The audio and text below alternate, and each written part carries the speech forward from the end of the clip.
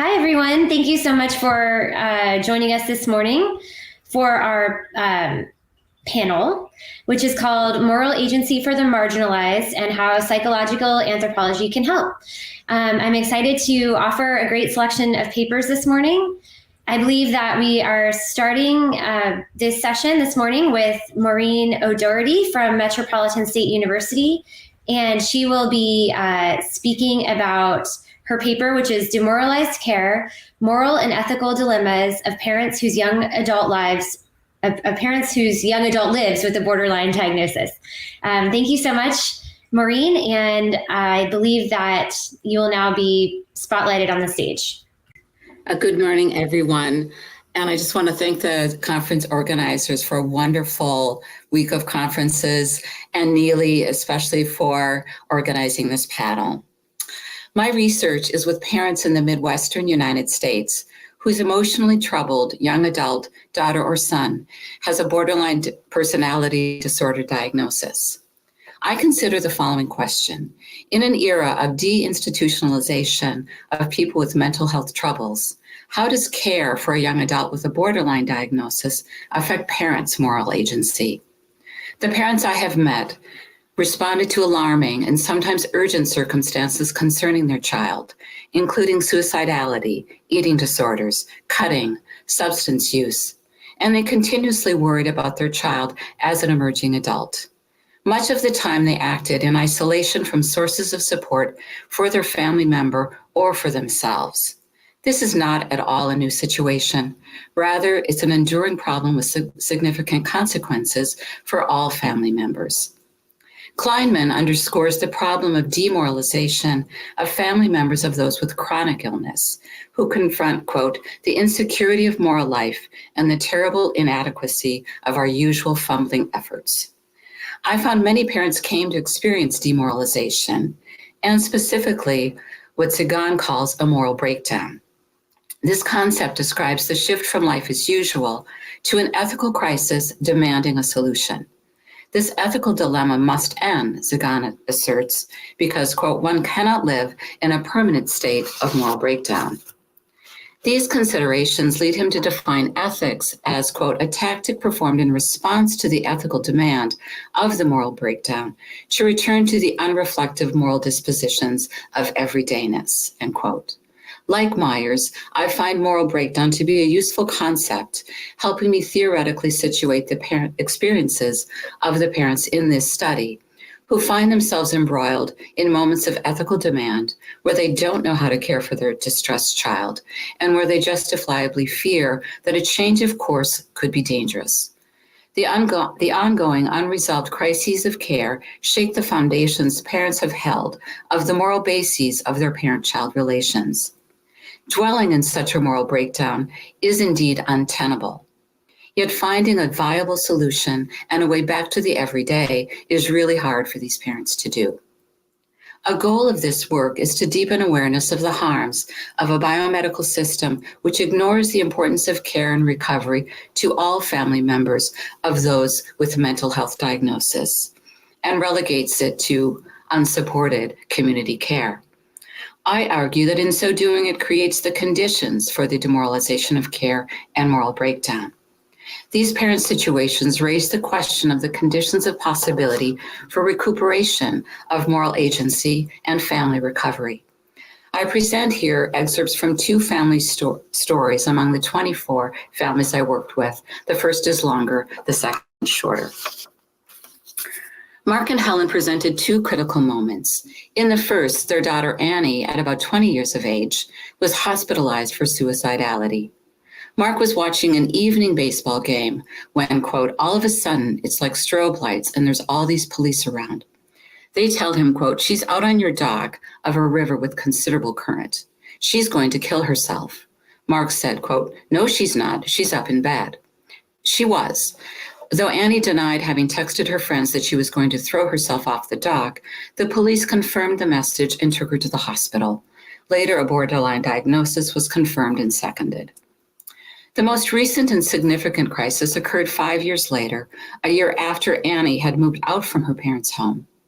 One night in spring, About 5 months prior to our first meeting, the parents were concerned because neither they nor the boyfriend could reach Annie. Mark managed to get into her home and found her in the bathroom, appearing to be dead or dying from extensive cutting. While Annie later said she wasn't trying to kill herself, finding her this way was, for Mark, quote, such a life-changing experience. We're coming to the point of really gut-wrenching resignation. What is going to happen to this girl? Every time the phone rings, you think, is she dead? I've said many times in the last 3 years, I've cried my last tear, but it doesn't end. Mark couldn't sleep. Helen suffered from high blood pressure. Helen reported that Annie said to her when brought out of the house by the emergency medical technicians, Mama, you're too old to have a daughter put you through this. While I found the daughter's statement of regret remarkable, Mark disagreed, rejoining that words are not enough. He said, quote, how do you love me? Show me. By torturing me? By never coming to visit your mother, who was injured? It's so painful to watch because Helen does nothing but care and care and care and care, and gets nothing but sting, sting, sting in return. It's devastating to watch that. At the time of interview, Mark and Helen were facing a conundrum. Annie was unemployed and had just told him she was broke and rent was due. The parents were trying to decide whether to give her financial support to live outside the home or have her move home, a choice I privately thought Annie was unlikely to accept. They reported having recently come to a decision about their daughter. She herself needed to realize that she was sick and needed help. Mark said, it's been 3 years. She's going to do what she's going to do. If she ends up dying, I'll be immensely sad, but I can't do anything about it. I'll fight to the death for somebody who is trying. But when there's no trying, it's like, okay, when you're ready to try, let me know. I'm here. Helen agreed, saying, that's how I am now. I'm building that wall. I'm resigned. The concept of moral breakdown eliminates these parents' experience of the emotional distress affecting their daughter, diagnosed with borderline personality disorder. Emotional problems Annie experienced from adolescence onward were deeply disturbing, producing acute and chronic crises of care. It seems clear from Mark's account that the dangerous self-cutting led the parents into a moral breakdown, forced them to stop and reflect deeply on how to care for their daughter. Until this ethical demand was resolved, the parents would be unable to return to everydayness. Yet the conundrum the parents drew my attention to was Annie's request for financial support for her housing. That the concerns of these parents ranged from the ordinary to the existential is not surprising.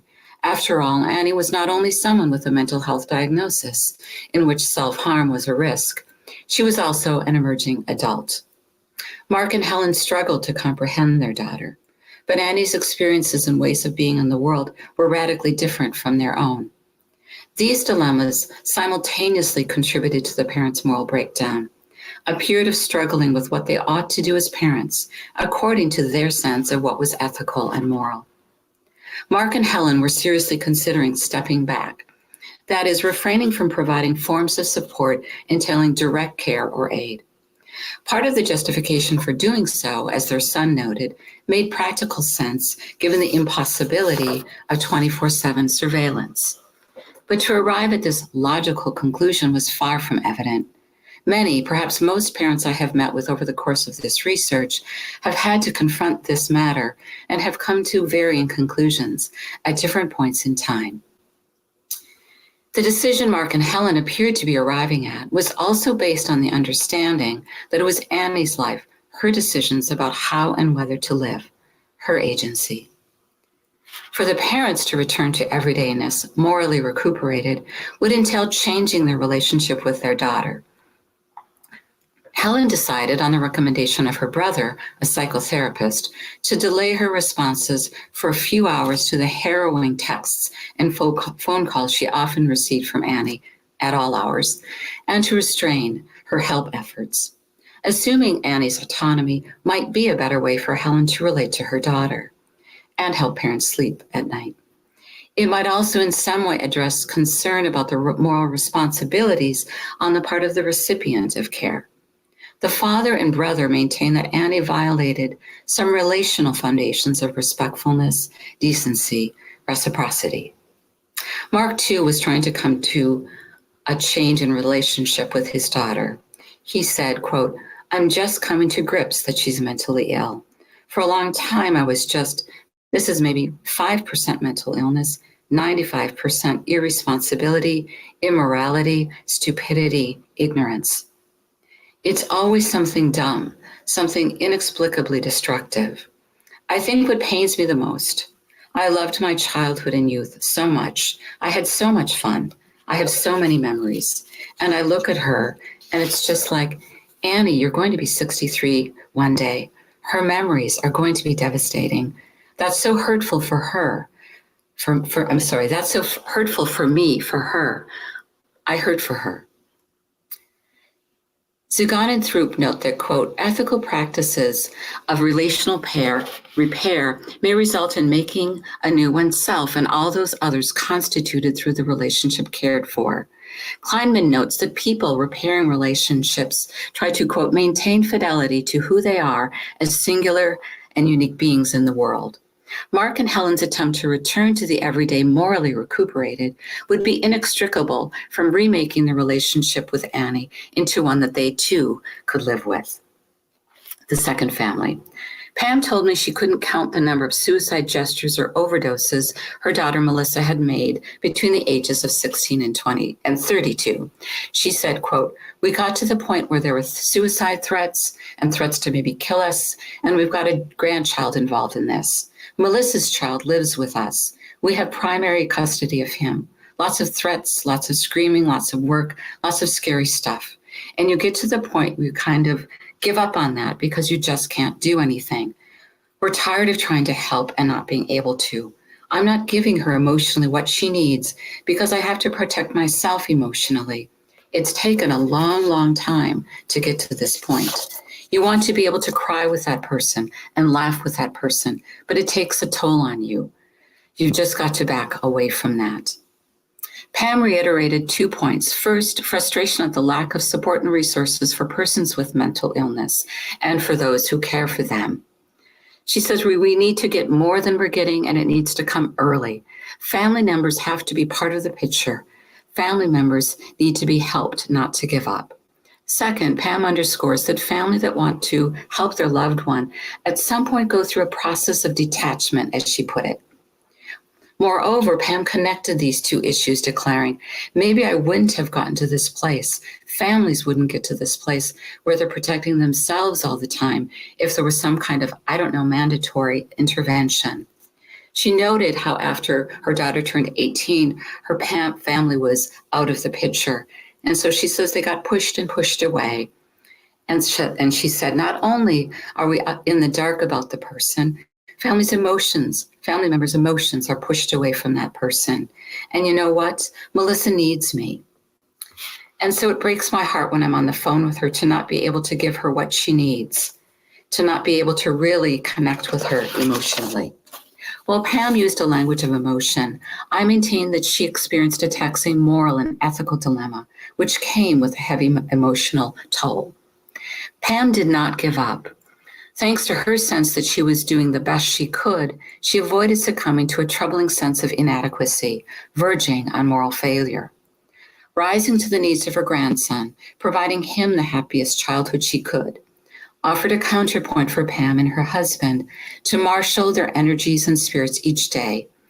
In other words, this experience of caregiving produced a kind of moral repair. To conclude, that it takes other major problems, the care and welfare of other family members, neglected marital problems, their own health, for these parents to allow themselves to step back, and not a straightforward recognition that they were traumatized, exhausted, and aggrieved while trying to provide care, reminds us of the weight of normative imperatives of parental sacrifice, which falls inequitably upon women. This norm holds sway even when obtaining care for oneself would help the struggling child. It reminds us, as Myers and Yaris put it, of demoralizing structural constraints. These, I argue, create the moral breakdown and make it their burden as parents to bear on their own. What are the conditions for a path out of a moral breakdown and toward repaired moral agency and family recovery among families with emotionally troubled young adults? Parents cannot resolve the moral breakdown. when they lack trusted voices and structures supporting their own well-being, including the possibility that stepping back could be moral and ethical. Without structures of support beyond the nuclear family for parents' own physical, emotional, and moral and ethical recovery, it seems unlikely that many parents would find that a solution for themselves could also be one for their young adult. Finally, in keeping with this panel's goal of thinking about how anthropology can help, and inspired by Tuesday's panel on compassion and empathy and Thursday's session on reaching outside the academy, I want to close thinking about our advocacy aims as anthropologists. First, during fieldwork by witnessing and attending to the struggles of our interlocutors. Then, with institutional support, disseminating findings to relevant audiences. In my case, besides psychological anthropologists, mental health care professionals, and parents, could be a starting point in advocacy efforts. Thank you. All right, thank you so much, Maureen, for that beautiful paper. Next up, we have Elena Leslie from Emory University. She'll be speaking about a new way to have usefulness. I don't want to try to say that. Have moral agency in the community dissemination of Khmer Rouge narratives. Hi, can you hear me? Okay, I'm assuming everyone can hear me. Yes. Okay, great. Yeah, I haven't been on stage yet here. Thank you so much for having me. I'm really pleased to be on this panel today, and I'm really excited to hear everyone else's papers as well. Yes, I'm going to be talking about a new way to mien prayawat, or have usefulness in the moral agency in the community dissemination of Khmer Rouge survivor narratives. And just as a little bit of background, I wanted to say that this paper is based on my 16 months of dissertation fieldwork with a mental health NGO in Cambodia. And the particular therapy that I was observing is actually an outgrowth of transitional justice efforts in the country, the UN-backed hybrid Khmer Rouge tribunal. And so that's an important piece of this whole puzzle. The fact that it's related to the tribunal, which was set up to prosecute the leaders that were responsible for the massive deaths under the Khmer Rouge period, during which, roughly a quarter of the population perished. From 1975 to 1979, if you're not familiar with that period. 6 months after she had undergone testimonial therapy with Cambodia's leading mental health NGO, I sat with Polly at her family's kitchen table in Kampong Thom province. Her adult daughter busied herself nearby fixing dinner as her son flipped through his iPhone while lounging in a hammock. As I did with all those who had undergone testimonial therapy, or what the counselors call TT, using the acronym, in which Khmer Rouge survivors work one-on-one with a counselor to craft a personal narrative that will be read during a public blessing ceremony, I wanted to get a sense of whether the therapy had affected the ways and contexts in which people talked about the Khmer Rouge past. Symptoms of psychological distress measured using the Boxbat Index, a local mental health inventory, remained low even 6 months after the intervention. Was this in some way correlated with storytelling patterns? I asked Polly and her children to describe whether and how TT had affected the ways they discussed the Khmer Rouge, and this question prompted an extended and thoughtful exchange. Polly offered, "Before the therapy, my children did not listen to me very much when I was by myself. They did not really care about what I had to say. They live in the modern era, Samai Tumluk, the computer era, Samai computer, and it was hard for them to understand. Sometimes when I tried to speak, they did not believe me. I was by myself, so they didn't really trust what I was saying, that it was true. Because of this, I did not really feel motivated to talk, and for many years, my stories were buried. Just recently, when the organization, Anka, asked me to come tell my story, I decided to speak out. When the organization invited me to tell my story, I thought maybe my story can have use, mien prayawat, for the young people. And when I told the story with support from the organization, from the monks, from the counselors, people started to listen to me.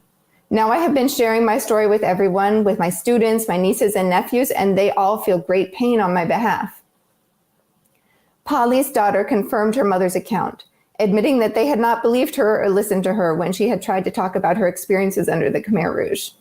But when she was invited to her mother's public testimonial ceremony and she saw the beautiful book, as she called it, that the NGO had prepared for her, she began to cry. I really feel great pity, a nut, for her, and could understand how difficult it was for her. It taught me a lot about how important it is to endure or struggle, tasu, in life, and also to have patience. Life then was not like how things are today. I feel great pain for her when I heard she could only eat papaya root, banana stumps, morning glory. There was no rice to eat, and they could never eat until they were full. There was no justice, bad leaders. You would work all day and have nothing to eat but rice porridge. If you loved someone, it wasn't your choice to marry them. Not like today. Today we are free. Today we have the government, we have schools, we have the Khmer Rouge Tribunal. We can feel relaxed in our minds. When my mother talks about the past now, I remind her that the regime is not how life is today, and the country could only go through something like that once. The Khmer people have already been through that. The exchange between Pali and her daughter provides insight regarding how survivors were able to productively engage with a transitional justice-linked form of psychotherapy, even in an atmosphere of increasing political repression. And I'll say as an aside here that this speech that she gave about freedom was a little bit ironic because it was during a time when the ruling party was sort of clamping down more so than usual on political opposition in the country. They were able to function as adept bricoleurs, extracting meaning through forging new social roles as agents of moral storytelling, even as they evaded directly confronting the country's current political and social troubles. While their actions in many ways reified existing power structures and social inequities, they also provided opportunities for individual and communal healing. In her discussion of moral agency in stories of mental health recovery, Myers notes how each storyteller describes an initial breach of life plan, which leads to an erosion of moral agency and loss of feelings of connection to others. Many Khmer Rouge survivors discuss such a breach, explaining how their planned developmental trajectories were permanently altered by the war years. The most despondent would describe their lives as char chal, or already incinerated. Moreover, even though elders are traditionally respected in Cambodian society, sometimes this has not been the case with Khmer Rouge survivors because members of younger generations may be suspicious about their past affiliations or uncertain of the actions they took in order to survive. Among those Myers interviewed who had experienced a breach of life plan, she noted the following resources for preserving and nourishing moral agency: the ability to cultivate the social bases of self-respect, autobiographical power, and peopled opportunities. I believe we can see all three elements in play in the application of testimonial therapy in Cambodia. Tracking symptom trajectories after over 16 months of fieldwork, I found that symptoms of psychological distress, as measured by the Box Spot Index, showed improvement among TT participants both 3 and 6 months after therapy, in contrast to those who had relied solely on traditional healing methods. In parallel, my fieldwork showed that those who had undergone the therapy continued to share portions of their testimonies with their broader social networks, an observation that was confirmed by numerous interviews with family and community members.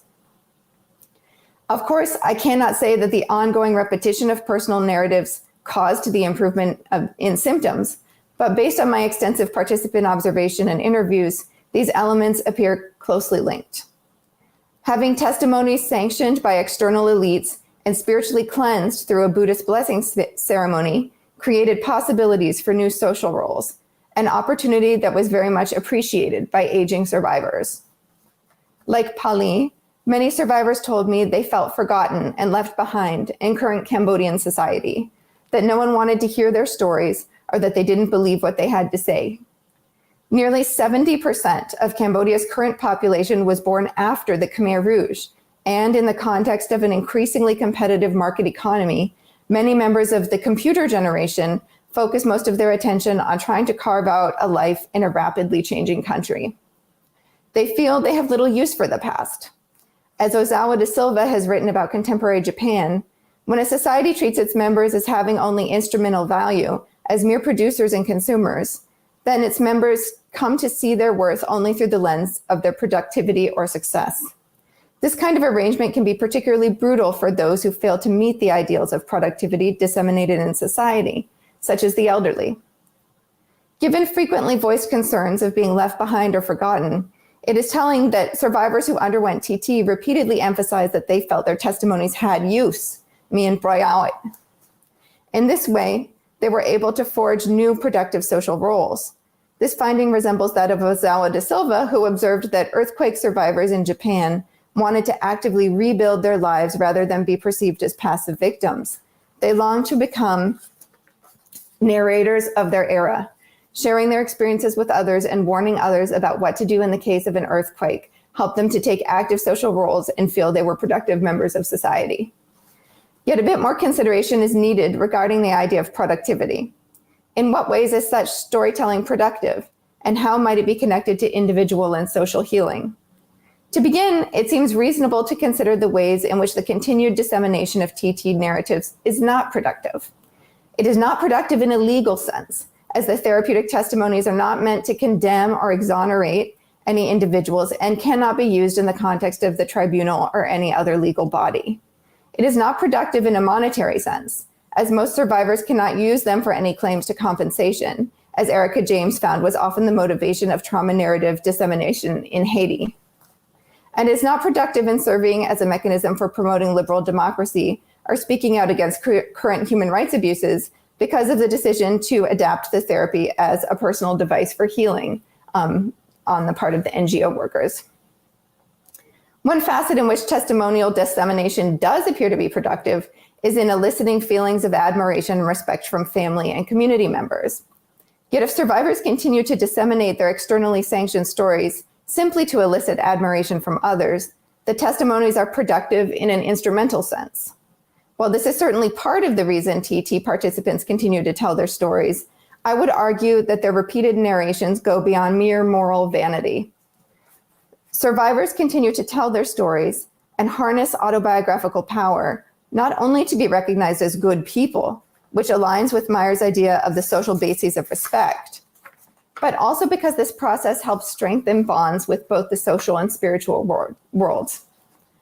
Buddhism as practiced in Cambodia discourages excessive rumination on past traumatic events that could lead to the condition of thinking too much, or gitcharan. However, Cambodian Buddhism does encourage the act of picharana, sustained reflection or analysis that can further human understanding of right and wrong. In the stories that they repeat to mostly younger Cambodians through peopled opportunities, survivors try to convey ethical lessons and model proper moral behavior. They are particularly concerned that the new generations not behave in ways that would enable the Khmer Rouge to come back again. As the daughter of Pali notes, her mother's story emphasized the importance of struggling, tasu, through difficult times in life while maintaining one's patience.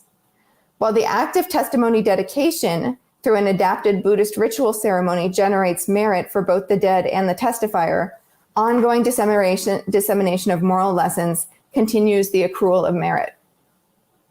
But the bonds created through sharing testimonies not only elevate the moral standing of survivors, they also help forge deep emotive connections grounded in compassion. In her work on earthquake survivors in Japan, Ozawa de Silva notes the importance of establishing communities of care built around meaningful and relational productivity, not oriented toward market forces or the productivity of the state, but rather toward the human and effective needs of community members.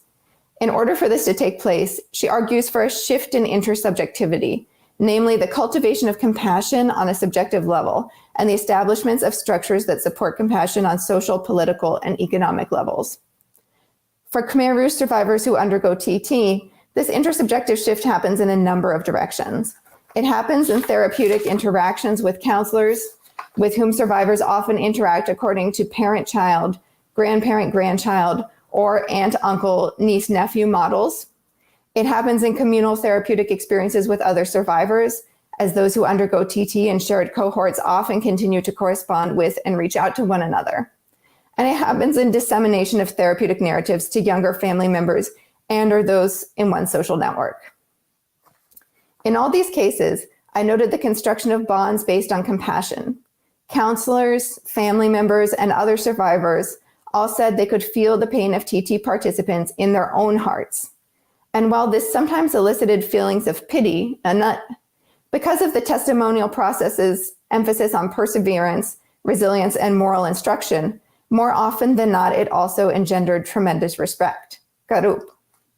This complex and potent mix of emotions contributes to the success of TT and rescues it from many potential pitfalls. A therapy that could operate as a divisive and culturally unaware intervention that might exacerbate survivors' distress and feelings of social estrangement was implemented in a manner that led to genuine connection and compassion. Going forward, in considering how anthropology can help acknowledge and fortify sources of moral agency, I believe it is important to move past trends in the discipline that have been described as dark or suffering subject anthropology. While working in this area has profoundly emphasized the universal capacity for human suffering, it has at times also overlooked sources of agency and resilience. In highlighting the ways that people actively struggle to forge meaningful lives, even in conditions of great loss and hardship, anthropologists can help illuminate and, in a more applied sense, perhaps even bolster the variable individual and social resources that enable human flourishing. Thanks. So last but certainly not least for this section of the panel is Ellen Rubenstein, and she is going to speak today about her work in Japan. I'm looking for the title, Moral Agency and Relational Repair Among Families with Mental Illness in Japan. There she is. Okay, great. Hello. Okay. Take it away, Ellen. All right. Thanks, Neely. And thank you to everyone. Thank you to the SPA for making this conference possible. I missed all of the Shindig training sessions, so I'm kind of winging it here, but we'll just hope for the best. I should say, too, this is very much a work in progress, despite the fact that the fieldwork has happened over a decade ago now. Like many others, I was supposed to go back to Japan, and that ended up not happening because of the pandemic. But I've been reworking this data and thinking about it now for several years, especially in light of new literature that's coming out, such as that written by Neely. And Kristen Yaris as well, and of course Cheryl Mattingly. So trying to think through the moral stakes of the fieldwork that I did a ways back. Let me just set my timer here, and then I'll get going.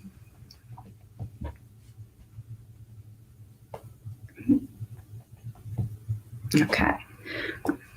So on an overcast evening in October of 2010, I attended the usual Wednesday night meeting of the Tokyo-based family support group for mental illness that I call Tomodachi, or friends. I had been a regular participant for over half a year by then. Tomodachi held twice monthly meetings, weekend meetings that featured guest speakers from professional mental health care, and evening meetings that tended to bring in family members only. Although during the year I participated, there was a smattering of researchers, politicians, and students who also dropped by. The group deliberately scheduled weekday meetings late enough so fathers could attend directly from work, but mothers still predominated among the participants. The fathers who did show up were often retirees who were no longer consumed by their work schedules and could now turn their attention to the home environments their wives had been managing. It was rare for couples to attend together, but that night a middle-aged husband and wife pair showed up, both seeming nervous. The regulars often shared their personal histories before the newcomers so as to assuage any potential anxieties. But these two were eager to talk, although eager was perhaps not the right word. It was rather like they had something to confess, and now the time had come they were compelled to spill the whole sordid tale. The husband began by mentioning his wife's depression of the past 4.5 years, but she quickly interrupted to tell her own story. The husband hung his head as she spoke, interjecting only once to ask Mr. Ohashi, the group leader, whether it was all right for them to be taking up so much time. It was a strategic place for him to ask, as no sooner had Mr. Ohashi grunted his assent than the wife began describing her husband's adulterous affair with one of her good friends. With their marriage in shambles, the wife had moved out of their home for almost a year before returning just a few months ago, mainly for the sake of their 3 children. Before she became depressed, the wife said she had been under an enormous amount of stress. She had felt terribly isolated because no one understood her emotional state, especially her husband, who had offered little in the way of support. Not long after her own depression emerged, both her husband and son had also begun experiencing depressive symptoms. At this point, the husband spoke up again. He said he had begun to think they were, quote, a bad family. Although this family's story, with adultery layered on top of multiple psychiatrically diagnosed family members, was more dramatic than most, it was not the only injunction of problematic or bad families that I heard at support group meetings. Parents openly wondered about the effect of mental illness not just on their diagnosed kin, but on the rest of the nuclear and sometimes extended unit. A different mother, whose 3 children had all been diagnosed with various emotional and cognitive disabilities, said she'd found herself thinking about how, quote unquote, difficult her family was after her youngest son had developed schizophrenia at the age of 24. And a 28-year-old woman who attended one meeting said she had assumed her mother's schizophrenia meant she would never be considered a suitable marriage partner, as who would want to marry into a family with such severe mental illness? She was astounded that her younger sister continued to actively seek out a future spouse. I begin with these examples of self-described bad families to indicate the wider world in which mental illness exists. The devastating effects of psychiatric diagnoses on the individuals so diagnosed have been well documented by anthropologists. And furthermore, scholars have lambasted the psychiatric technologies and mental health care systems that simply compound these effects by further stigmatizing and dehumanizing patients. A special issue of Ethos, published in 2019, brought attention to how the mental health care system poses a direct threat to what Myers and Yares have identified as moral personhood, or the shared and culturally derived sense that one is a good and valued person. Drawing from these recent discussions and based on my ethnographic research among Japanese families with mental illness, I would like to suggest the need to attend to the moral status not only of diagnosed individuals, but also of close relations. Following psychiatrist Elizabeth Bromley's observation in that same special issue of Ethos, that a focus on the suffering subject sometimes seems to depopulate the social and institutional contexts around that subject, I seek here to repopulate one context by attending to how the emergence of mental illness in a child affects parents' moral personhood. I further suggest that an overemphasis on the diagnosed individual may preclude more nuanced understandings of the moral stakes of mental illness for families, even as psychiatric technologies, which in Japan mean primarily medication and hospitalization, appear to work exclusively on the individual. In what follows, I begin to sketch out the strategies parents undertake to mitigate the threat to their moral personhood. I consider these strategies as a form of relational repair, taking inspiration from 2 different sources. One source is Australian research that argues for a need to shift the recovery paradigm in mental illness from individual to relationship-oriented. The researchers' insistence on recognizing existence as intrinsically relational aligns nicely with anthropological attention to the intersubjective nature of a moral personhood that is grounded in being relationally in the world. It also opens up possibilities for exploring the moral stakes of mental illness within different relational contexts. My other source of inspiration is a slim philosophical volume on the nature of repair. Philosopher Elizabeth Spellman writes about repair as a distinct form of human activity. What we choose to repair, she writes, tells us something about what we do and do not value about ourselves and the people and things around us.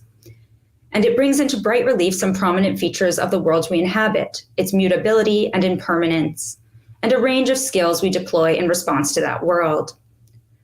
Unlike the act of creation, repair implies an ongoing, if not quite uninterrupted, relationship with the past. Spellman links repair to an ethics of care, which emphasizes the embeddedness and specificity of moral agents in relationships with others. Care requires work, including the work of repairing relationships when there has been some kind of breakdown. Relational repair strategies, such as one in particular known as social skills training, or SST, offers the possibility of identifying prior breakdown, not in the sense of a moral breakdown that leads to ethical reflection, or even a psychological, or in Nancy Andreasen's terminology, a biological breakdown that is a symptom of mental illness. Rather, this is a relational breakdown that contains within it the potential for repair. In identifying a relational breakdown, SST and other strategies then offer parents the opportunity to repair that breakdown through reflecting on and modifying their behavior. And in modifying their own behavior, they may modify the behavior of their ill child, thus rescuing the entire family from becoming bad or difficult. Relational repair, then, as exemplified in SST, can be thought of as a moral experimentation for the purpose of sustaining a caring relationship in light of the challenges incurred by mental illness. Historically, and not so historically, parents have been blamed for causing their children's ills, and this has caused them to blame themselves as well, even when they have done nothing beyond what ordinary parents would have done. Parents' behavior toward their children during their children's formative years was frequently cited as a contributing factor to their children's current conditions. And even as parents learned through primarily support groups about biomedical psychiatry and adopted a biomedical approach to identifying and understanding what ailed their children, it was hard for them to completely absolve themselves of the blame that had once been ascribed to them. Tomodachi meetings help change parents' perspectives, especially by welcoming all comers, both diagnosed and undiagnosed family members alike, which was unusual among family support groups. Mrs. Kishi, who had once served as the group's vice president, said she had attended other family groups in which diagnosed family members were not welcome, except on special occasions to tell their stories. But Tomodachi was different. This difference, she surmised, made possible a reconfiguring of traditional care-related roles. During evening meetings, Tomodachi provided a space where the usual binary of caregiver, care recipient could be challenged, thereby engendering new relational configurations that offered imaginative possibilities for different ways of interacting. This too was a form of relational repair. It allowed for reflections on what caring relationships could look like, and it built empathy among the different parties. Or, as Mrs. Kishi put it, meetings could facilitate a deeper understanding between parents and children. One method for facilitating that deeper understanding was through SST, or social skills training, and they use the transliterated Japanese or transliterated English term when speaking Japanese, so they call it SST. SST was originally developed by American psychiatrist Robert Lieberman and colleagues at the Mental Health Clinical Research Center for the Study of Schizophrenia in California. It was designed to help train chronic schizophrenia patients in the daily communication abilities that most of us take for granted. Through identifying and role-playing stress-inducing interpersonal scenarios, patients learned how to receive and respond to social stimuli. Lieberman visited Japan in 1988 and brought the lessons of SST with him. By the time I arrived in Japan in 2010, SST was no longer just for patients, but for family members as well. I had the opportunity to attend an SST session led by a counselor named Takamori Nobuko, who has been leading SST groups for both patients and families since 1989. She had big hair, a big personality, and a highly interactive style, far different from the professional psychiatric lectures I was accustomed to, where the psychiatrist talked and the audience listened. Mrs. Takamori engaged the audience of parents from the beginning by relating a hypothetical scenario and asking them how they would respond. The session was in 2 parts, and there was a short break between the first and second. I started chatting with one woman who told me she had been participating in family groups for the past decade. They never used to be so lighthearted, she said. Everyone used to be very serious. They kept their eyes downcast, concentrating on the materials in front of them, and they scurried off as soon as the group had ended. There was none of the camaraderie that exists today. The difference, she added, is that parents now understand the need to change their own behavior for the sake of their ill child. Mrs. Takamori herself was explicit about this need for parental behavioral change in an interview she gave not long after I attended her SST class. A key component of her approach was something she called sodate naosu, or re-raising one's child, a neologism that included the Chinese character for repair. Mrs. Takamori's logic was as follows. According to clinical research, by the time a child's psychiatric symptoms became observable, say around the age of 20, the disease had already been developing for a decade, so it was fair to say the child had first started getting sick around the age of 10.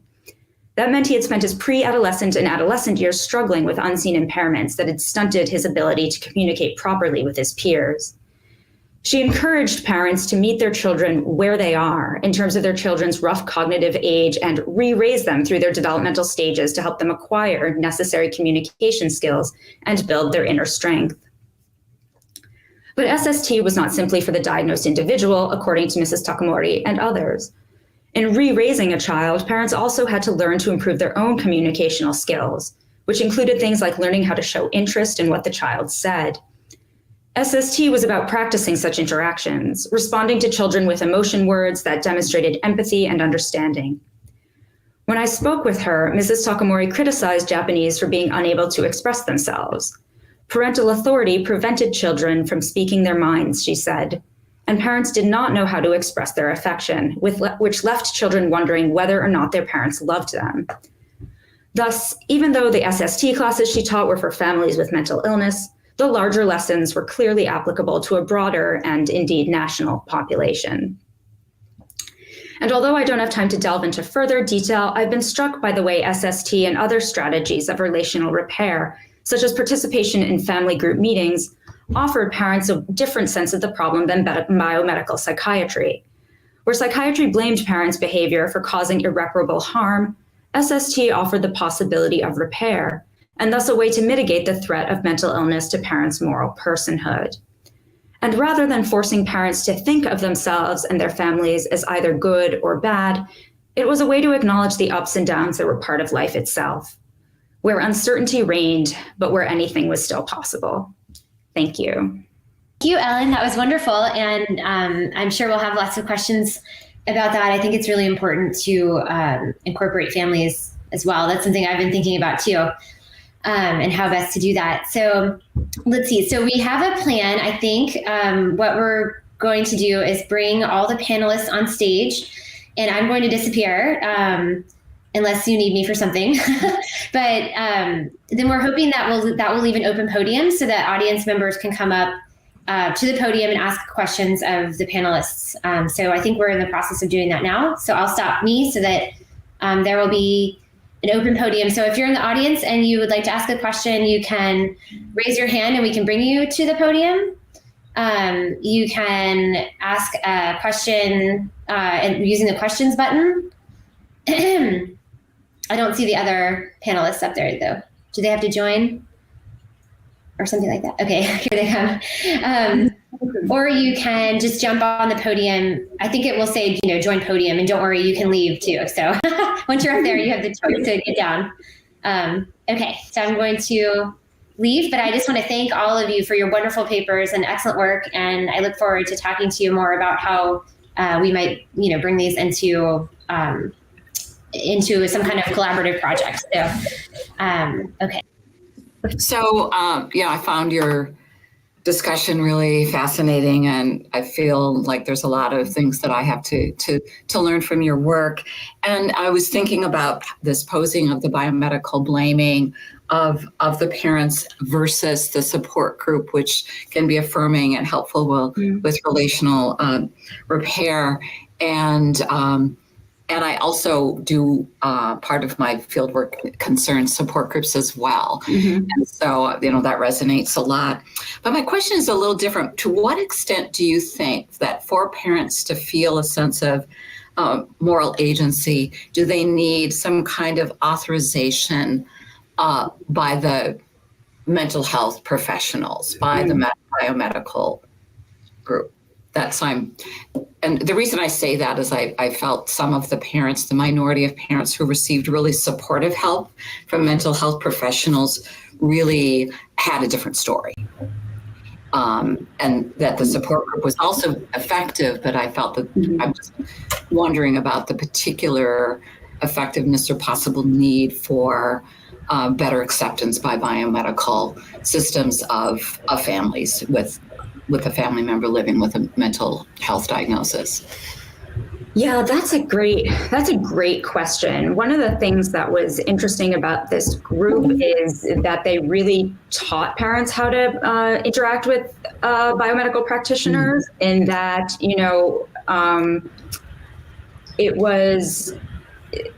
they were sort of their own experience within the group itself. And I mean, this is one group, right? And it was, at least at the time, unique in its sort of widespread presence. At least its web presence made them very noticeable around Japan. They had a comic book artist also who was a member of the group, who had published about her experience growing up with a mother with schizophrenia. So they had a little bit more maybe cultural cachet than some other groups. But so to answer your question, I think, one story that I took out for lack of time was that there was one mother who was accused of abusing her daughter by a psychiatrist. So the psychiatrist, when the daughter was about 7 years old, she had really severe like OCD symptoms, had also started suffering from severe anxiety in relation to going to school. She had missed her bus stop one day on the way home.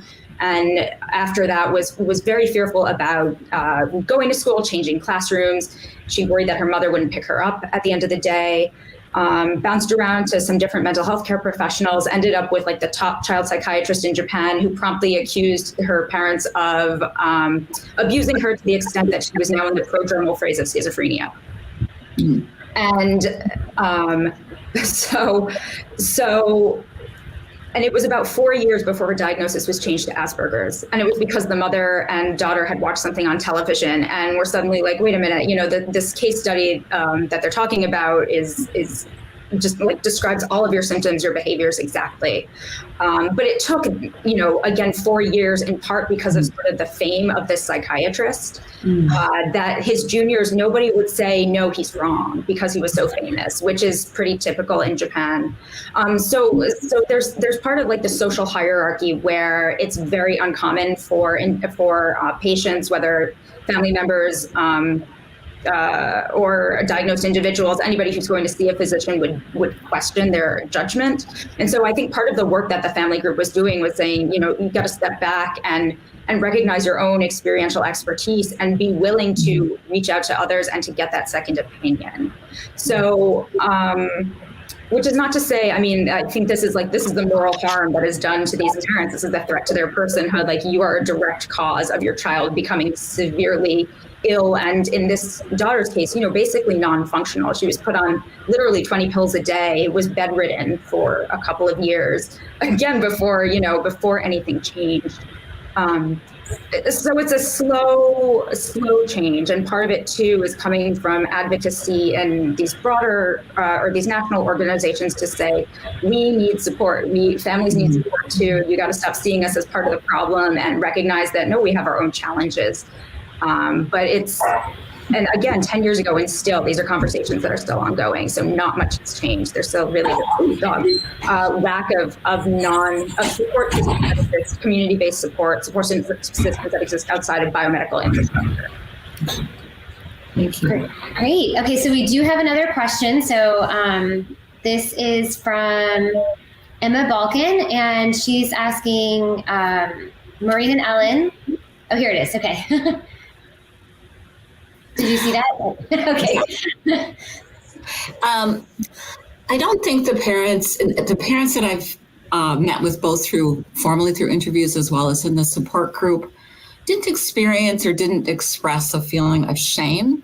But I think that one might sense it from parents who, especially when I asked, who might be in your support group, who can you talk to, those parents who really felt very alone, that including their own family members, possibly siblings, not understanding and thinking that they, that they were doing something wrong, that they were failing to launch their child. So they didn't express it as shame, but I think as a way of sort of backing away from people who were directly or indirectly critical.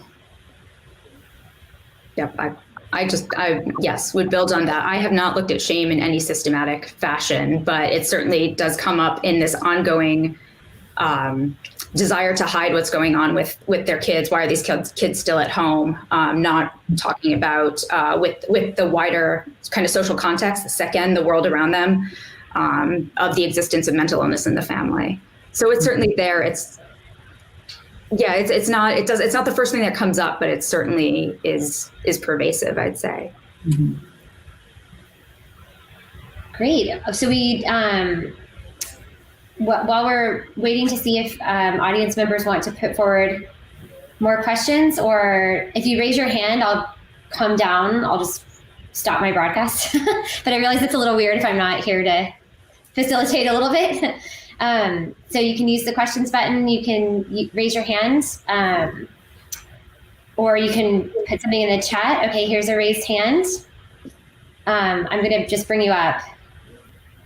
Okay, while we're waiting for Michael, I would just encourage others, we can see lots of questions at once. That's no problem.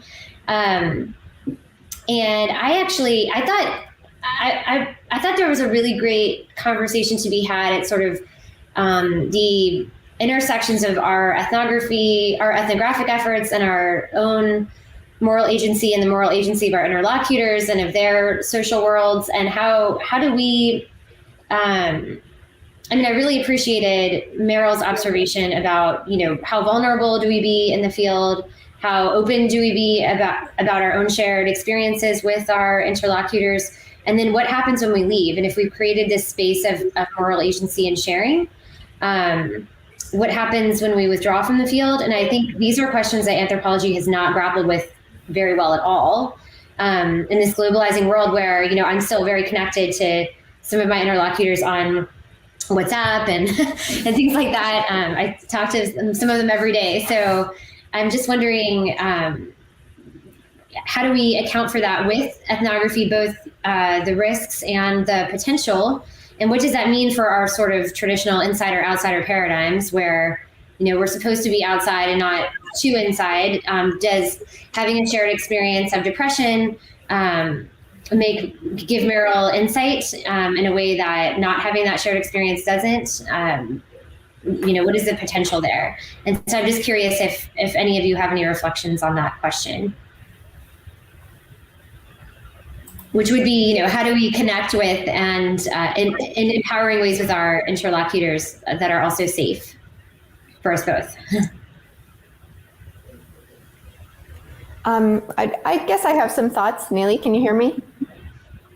This is something that I definitely grapple with and I've thought a lot about too. And also I think that social media has been a real game changer in terms of the kinds of ongoing relationships that you can have with your informants when you're not in the field. I know, for example, the first time I lived in Cambodia was in 2004. And I didn't have Facebook. I didn't have any way really to continue to have conversations with people once I had left the country. And that was really hard for me, actually, emotionally. And a few times I would, try to kind of call people on shaky voice over internet dialing connections and stuff when I was already back in the US. And it would just be very awkward and stilted. And it was hard to really, have a genuine connection. And then now, of course, there's Facebook, there's WhatsApp, there's so many different ways that I can continue to be in conversation with the people who I work with. And in some ways, I personally have found that to be very comforting. And to my surprise, actually, even though most of the people that I was working with were elderly, many of them still did have access to an iPhone or to a grandchild with an iPhone, so you can communicate with them that way. But then, so there's that piece in terms of like one way of carrying on relationships, because I think I also feel bad, like I'm abandoning people. When you spend so much time, and for me, since I was following them throughout the course of this mental health treatment and checking back with them at different points in time, I really do feel guilty to just sort of leave and then disappear. And, so that's why I kind of like to continue to stay engaged to some extent. In terms of how vulnerable I was with my informants, I would say that one thing that I did sometimes talk to them about just in casual conversation, because they would be curious about how I became interested in what I was doing, which is a natural question, like, why are you here in my village? Was that I would explain that my mom's family had come to the US from the former Soviet Union after World War II, and that I had seen sort of the impact of war and displacement and being a refugee and stuff like that in my own family. And that was like one of the reasons that I was very interested to know about their experiences. And people seemed to find that interesting and as a reasonable explanation for why I had shown up to talk to them. Yeah, so you did share that aspect, which I think helps people feel seen, and I think that's where, that's helped me as well sometimes, although I found sometimes some danger in oversharing or having people ask a question that I realized that they probably didn't want to hear the answer to, because it wasn't a positive, it wasn't a life affirming or happy answer that I had. And then I didn't want to say something dishonest. Okay, can you hear me now? Oh, we can. Oh, wow. That's a relief. I'm going to be giving a paper this afternoon, so that should be interesting. Thank you all for your papers. They were really beautiful. And thank you to Dr. Myers for organizing such an amazing panel and trying so heroically to put me on this podium. I have a brief question, which is for Dr. O'Doherty. I was really moved by the moment in your reflection where you seemed to be inviting the parents that you were speaking with to imagine a moment of moral agency on the part of their daughter, even from a space of suicidality, which didn't seem to be possible for them at that moment. And I can appreciate the complexities of needing to erect those kinds of boundaries. I can understand the folding in of those defenses to a larger therapeutic apparatus as well. But I wonder if there were moments, over the course of all of your ethnographic work where you did find some of the parents that you were speaking to who were able to sort of reconcile the intensity of experience of their children with something like moral agency, even if it perhaps meant approaching a sort of limit of life and relationality. So I alluded to it a bit earlier. I think with regard to the family that I talked about in this paper, I mentioned briefly that the daughter said she wasn't intending to take her life. And I did ask, because I also interviewed the brother, if the parents' positioning about stepping back depended on that. And he said he didn't know, but that he did know that they couldn't save her if she was determined to do so. And said something to the effect of, we can't all go on the road to suicide with her. So they were positioning themselves somewhat that way. Other parents really took a different take. I think, for instance, in really wanting their child, usually their daughter, to live with them, where they felt then they could manage that intensity by being more monitoring of their child. The parents that I think kind of came to terms with it and felt more comfortable, and that was part of my question to Ellen Rubinstein. I felt they also had some other voice of, I'm saying a trusted voice, and including a voice of authority from mental health, who, including in a family where they really did emerge well from it, with their son who was suicidal, with someone who intervened in family therapy, actually. I'm not sure if I'm getting your question. I might be rambling a bit here, but there's certainly was not one answer. And then the other piece I wanted to mention is so much dependent on when they were talking about. I have some people who really only were speaking from 2 years of experiencing real distress with their child, and others who had, as the participant I noted, Pam, 16 years of it, from age 16 to 32. So I think how they reacted or responded really varied also. for that reason. Don't know if that answers, but that's what I got. Okay, well, thank you so much. We've come to the end of our time, but I hope some of you will spill over maybe into the coffee room and continue chatting. We have a second half of this panel this afternoon, and there is more time after that built into the panel for audience interaction as well. So we will hopefully see you all back this afternoon. And thank you so much for a beautiful panel. That was great. I look forward to talking to all of you more. Thank you. Thank you. Thank you. Take care, everyone.